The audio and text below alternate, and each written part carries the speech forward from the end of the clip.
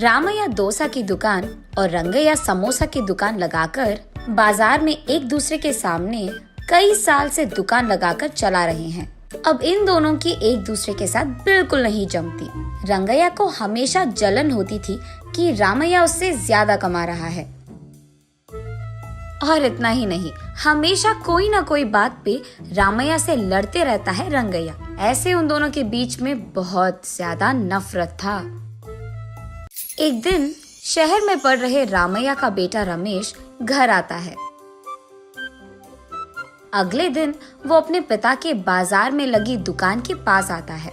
वहाँ चल रही व्यापार को देख रमेश अपने पिता से ऐसे कहता है, पापा, आप हमारे दुकान में ज्यादा ग्राहक लाकर ज्यादा पैसा कमाने के मार्ग नहीं सोचते हो क्या?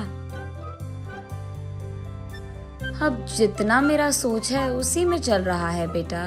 जितना भी मेहनत करूं वही कमाई मिल रही है। पापा, मेहनत से नहीं, चालाकी से कमाए जाते हैं पैसे। शहर में इसी डोसा को दुगने दाम में बेचते हैं, पता है आपको? अब शहर के दाम में यहाँ कैसे बेचेंगे बेटा? अगर दाम बढ़ा भी देना तो कोई भी खाने नहीं आएगा। पापा, मैं ये नहीं कह रहा हूँ कि शहर के दामों में यहाँ बेचे, बल्कि ये कह रहा हूँ कि ऐसा कुछ करे कि शहर का लाभ हमें यहाँ मिले। तुम्हारा इरादा मुझे समझ में नहीं आ रहा बेटा, थोड़ा समझा दो। आपको समझाना नहीं, करके दिखाऊंगा, ऐसे कहता है रमेश। रामैया देखते ही रहता है कि रमेश कह क्या रहा है। और इतने में रमेश उनके दुकान के बाहर एक बोर्ड डालता है। उस पे लिखता है कि हमारे दुकान में जो भी ये स्पेशल डोसा खाएगा उसको 10 साधारण डोसा फ्री में मिलेंगे, और जो भी डोसा आप खाओगे उसके भी पैसे नहीं देने पड़ेंगे। पर अगर स्पेशल डोसा खा नहीं पाए तो 10 डोसा का पैसे देना होगा, ऐसे लिख देता है। बोर्ड पे जो लिखा उसने वही बाजार में जोर से चिल्लाकर सबको सुनाता है। ये सुनकर बहुत लोग खुशी के मारे उनके दुकान पहुंच जाते हैं स्पेशल डोसा खाने। स्पेशल डोसा खाने के लिए मैं तैयार हूँ। नहीं नहीं, मैं तैयार हूँ। ऐसे सभी आपस में बहस करते हैं। तब रमेश उनके दुकान के बगल में एक बड़ा सा टेबल और चेयर लगाकर जो भी इस प्रतियोगिता में शामिल होना चाहते हैं उनको एक के बाद एक इस कुर्सी पे बैठना होगा, ऐसे कहता है। उसके बाद ठीक उस टेबल के जितना बड़ा डोसा वो बनाकर वहाँ लाता है और उस कुर्सी में बैठे आदमी के सामने पेश करता है। वहाँ मौजूद सारे लोग यही सोचते रहते हैं कि वो आदमी उस डोसा को खा पाएगा कि नहीं।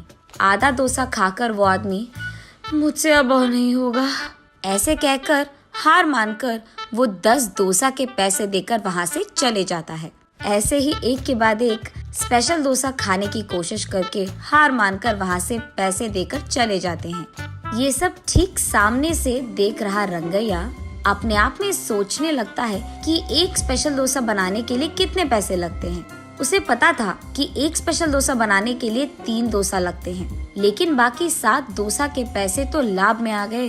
तब उसे समझ आता है और कहता है, बाप रे, ये 3 डोसा बनाकर 7 डोसा का लाभ ले रहा है। बस रंगैया को जलन होती है। कुछ भी करके मुझे भी ऐसे ही पैसे कमाने होंगे, पर क्या करूँगा?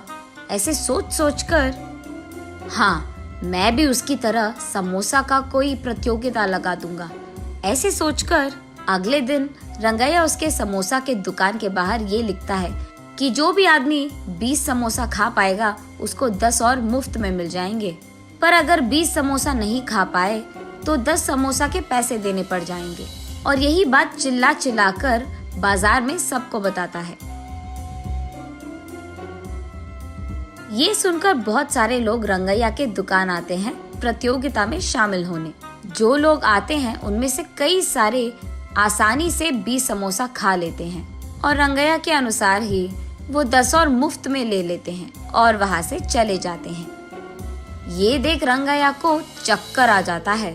शाम से पहले ही आधे से ज्यादा समोसा खत्म हो जाते हैं। उसके बाद कई सारे लोग वहाँ पे आकर, हम भी खाएंगे समोसा, हमें भी दो, कहते हैं। इस कारण रंगैया को बहुत गुस्सा आ जाता है, इसीलिए वो उसके दुकान के सामने से बोर्ड हटा देता है। वो किसी को मुंह दिखाने लायक नहीं रहता है, इसीलिए बंडी को लेकर अपने घर की ओर बढ़ते रहता है। आज तो मैं 1 भी रुपए नहीं कमाया और उल्टा जो भी समोसे थे वो भी बेच दिया मुफ्त में। उसे चक्कर आकर वो नीचे गिर जाता है। आंखें खोलने पर रंगैया एक अस्पताल के बेड पर रहता है। उसके बगल में उसकी बीवी रहती है। मुझे क्या हुआ? मैं कहाँ हूँ? ऐसे पूछता है रंगैया। आपको चक्कर आकर नीचे गिर गए थे, कोई अजनबी आपको यहाँ छोड़ गया, ऐसे कहती है रंगैया की पत्नी। छा, आज सब कुछ नष्ट ही हो गया, सब बुरा हो रहा है। अरे क्या हुआ जी, आप इतने गुस्से में क्यों हो? वैसे आप शाम तक घर की मुंह भी नहीं देखते हैं, लेकिन आज दोपहर से पहले आपके समोसे खत्म हो गए और आप घर भी आ रहे थे। इसलिए वो जो कुछ भी हुआ अपने बीवी को समझाता है। हाय भगवान, मेरा मूर्ख पति, आप बस ये सोच रहे थे कि कितने डोसे बेचने पर उनको कितना लाभ मिल रहा है, लेकिन आपने एक बार भी ये नहीं सोचा कि कितने समोसे बेचने में आपको कितना लाभ आएगा।